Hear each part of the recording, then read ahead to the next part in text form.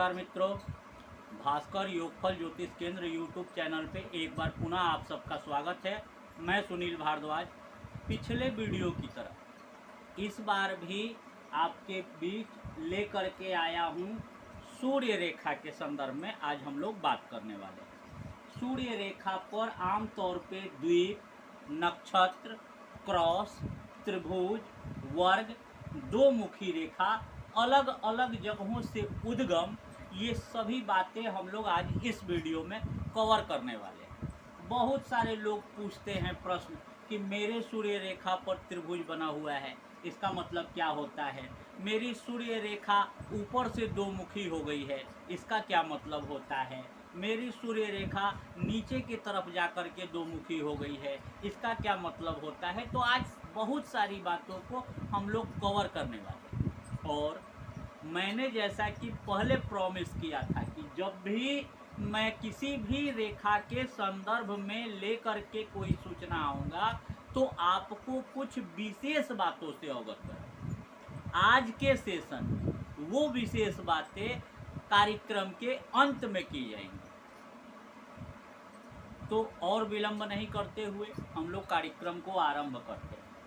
सूर्य रेखा आमतौर से किसी व्यक्ति के मान, सम्मान, पद, प्रतिष्ठा और धन के वृद्धि की सूचना देता है।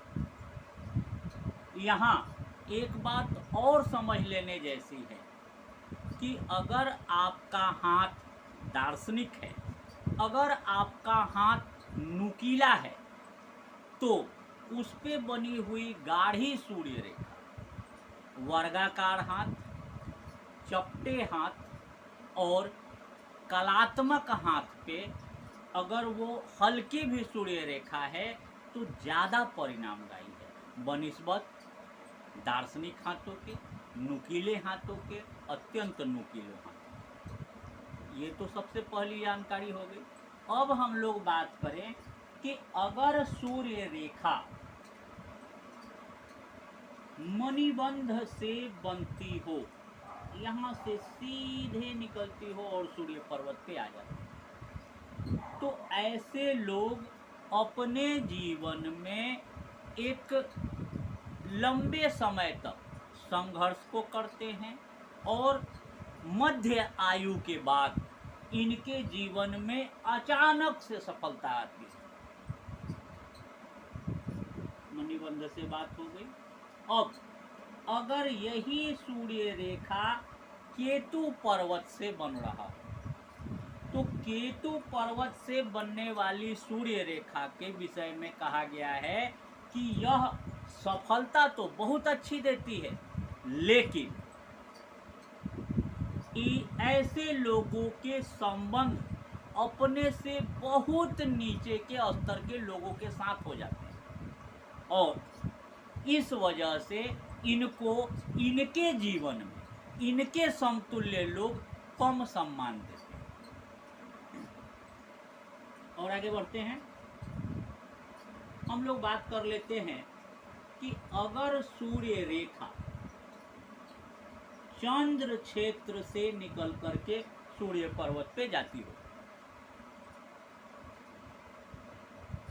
चंद्र पर्वत से निकल के सूर्य क्षेत्र पे जाती हो, तो ऐसे लोग कोई ऐसा काम करते हैं जिसमें पब्लिक इनको पसंद करे। कलाकार भी हो सकते हैं। कलाकार होने के लिए मस्तिष्क रेखा को पूरी ढलुआ होनी चाहिए, तो कला के क्षेत्र से। अन्यथा अगर मस्तिष्क रेखा सीधी हो तो राजनीतिक के क्षेत्र से, धर्म गुरु के क्षेत्र से, धार्मिक कृत्य करके, सामाजिक कृत्य करके ये लोग समाज में प्रतिष्ठित होते हैं और सामाजिक रूप से इनको प्रतिष्ठा प्राप्त होती है। और आगे बढ़ते हैं,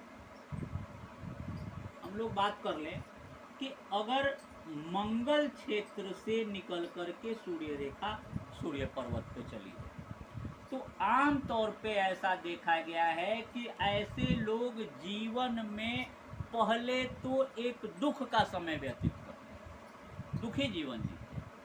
लेकिन खास करके प्रॉपर्टी वगैरह के क्षेत्र में, लाइजनिंग वगैरह के क्षेत्र में, दलाली वगैरह के क्षेत्र में ये लोग घुसते हैं और सफलता अर्जित करते चले जाते हैं और अंततः काफ़ी खुशहाल और सुखी जीवन व्यतीत करते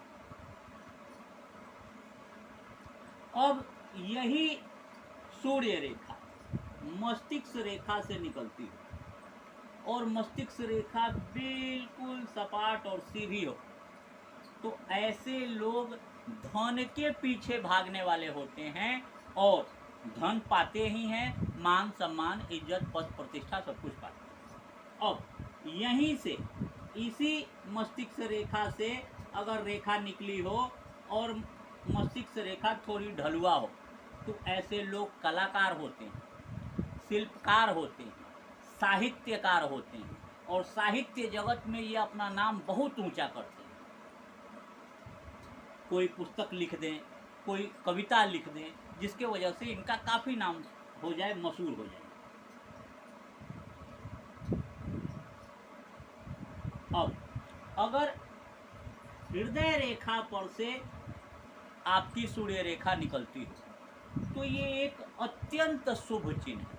काफ़ी छोटी होती है सूर्य रेखा और ये सूर्य रेखा व्यक्ति को प्रशासनिक क्षेत्र में सफलता दिलाती है, आधिकारिक क्षेत्र में सफलता दिलाती है। ये नेतृत्व करने की क्षमता रखते हैं, ये समाज को संगठित करके किसी दिशा में झोंक देने की ताकत रखते हैं। अब अगर सूर्य रेखा बनी हुई है आपके हाथ में और कहीं से भी द्वीप का चिन्ह बन जाए तो ये द्वीप का चिन्ह बताता है कि आप चाहे कितने भी बड़े पद पे क्यों न पहुँचे हों, आपको जीवन के इस काल में, जिस काल में भी बना हो, अगर यहाँ बना हो तो यहाँ, तो जीवन के जिस काल में ये समय पड़ता है उस समय में आपको अपने पद से पदच्युत होना होता है। यानी कुछ समय के लिए आपका पद निरस्त कर दिया जाएगा, बाद में पुनः अपने प्रयासों से आप उस पद को भले ही प्राप्त कर ले, लेकिन कुछ समय के लिए आप पदच्युत हो जाते हैं। अब हम लोग बात करें कि इसी रेखा पे अगर त्रिभुज बन जाए, अगर त्रिभुज मस्तिष्क रेखा से मिलके बनता है तो ये प्रॉपर्टी की सूचना है। आप इस टाइम पे कोई प्रॉपर्टी गेन करेंगे, कोई मकान बनाएंगे, कोई भवन निर्माण करेंगे या कोई लैंड परचेज कर सकते हैं। लेकिन अगर उसमें मस्तिष्क रेखा का इन्वॉल्वमेंट नहीं हो, मान लीजिए कि ये सूर्य रेखा यहाँ से चली और यहीं त्रिभुज बन, तो ये जब त्रिभुज बनता है तो ऐसे लोगों के जीवन में इस टाइम पे अचानक सफलता का अवसर मिलता है। अगर इसी मस्तिष्क, इसी सूर्य रेखा पर अगर क्रॉस का निशान लग जाए तो ये आपके मान सम्मान पद प्रतिष्ठा आदि में गिरावट की सूचना देता है। ये दर्शाता है कि ऐसे व्यक्ति को सामाजिक रूप से पतन का सामना करना पड़ेगा। अगर इसी पर नक्षत्र का चिन्ह बन जाए, किस तरह से बनता है नक्षत्र का चिन्ह, इस तरह से बन सकता है नक्षत्र का चिन्ह, तो नक्षत्र का चिन्ह बन जाए तो ये बताता है कि ऐसे लोग अपने जीवन में उच्च से उच्च सफलता को बड़ी सहजता से अर्जित करते हैं और समाज में काफ़ी प्रभुत्व स्थापित कर रहे हैं। अगर इसी सूर्य रेखा के आसपास कोई मीन की आकृति बन जाए, मछली जैसी आकृति बन जाए, तो ये मीन कई सारी प्रॉपर्टी को गेन करके कई जगहों से सोर्स ऑफ इनकम क्रिएट करके समाज में एक प्रतिष्ठित मान सम्मान व्यक्ति को बनाता है।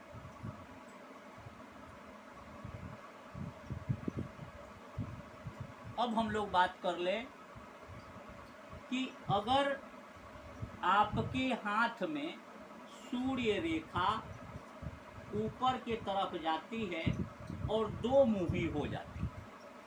आमतौर पे देखा गया है कि सूर्य रेखा ऊपर के तरफ जाती है और दो मुख की हो जाती है, तो ऐसे लोग सफलता के लिए लालायित रहते हैं और एन केन प्रकारेण, चाहे जैसे भी हो, ये अपने जीवन में सफलता को पा लेते हैं। अगर यही सूर्य रेखा नीचे के तरफ दो मुखी हो जाए तो ऐसे लोगों को काफ़ी संघर्ष करना पड़ता है और फिर भी इनको मन अनुकूल सफलता नहीं प्राप्त होती। तो ये तो थी सूर्य रेखा से संबंधित कुछ जानकारी। अब मैंने जैसा कि आपसे वचन दिया था कि आपको इस कार्यक्रम के अंत में कुछ ऐसी बातों से अवगत कराऊंगा जो आपके लिए बहुत ही काम की हो। अब क्या है वो चीज़? सूर्य रेखा आपके हाथों में अलग अलग प्रकार से क्या क्या फल देती है वो आपने जान लिया। सूर्य रेखा व्यक्ति के जीवन में मान सम्मान, इज्जत, पद, प्रतिष्ठा सब कुछ देती है। वही सूर्य रेखा किसी के हाथ में दूषित हो तो क्या उपाय करने से ठीक हो? सबसे पहले हम लोग बात करें उपाय नंबर 1 की, तो ऐसे व्यक्ति को जिनकी सूर्य रेखा कहीं से किसी प्रकार से दूषित होती है तो अपनी आत्मा की पुकार सुननी चाहिए, क्योंकि हमारे शास्त्रों ने सूर्य को आत्मा का कारक कहा है। आत्मा अगर आपकी कहती है कि मैं लोगों के लिए एक प्याऊ बनाऊं, माफ कीजिए, लोगों के लिए एक प्याऊ बनाऊं, तो प्याऊ लगा देने से इनकी आत्मा की पुकार को तृप्ति मिलती है और तब ये सूर्य रेखा धीरे धीरे बदलना आरंभ हो जाती है। पहली बात। दूसरी बात, सूर्य को अर्घ अर्पित करना चाहिए। प्रतिदिन सूर्य को तांबे के लोटे में जल लेकर के उसमें लाल फूल डाल करके, थोड़ा सा रोली डाल करके और फिर सूर्य को अर्घ देना चाहिए। इससे भी सूर्य रेखा में सुधार आता है। तीसरी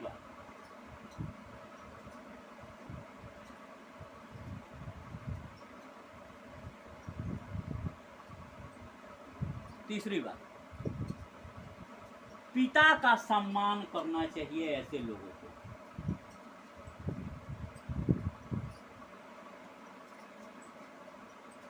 पिता का सम्मान करने से भी सूर्य मजबूत होता है। धर्म स्थान पर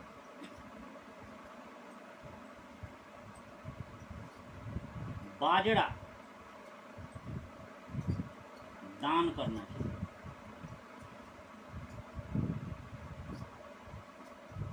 इससे भी सूर्य ठीक होता है। और पांचवा और सबसे मुख्य बात, आदित्य हृदय स्तोत्र का प्रतिदिन पाठ करना चाहिए।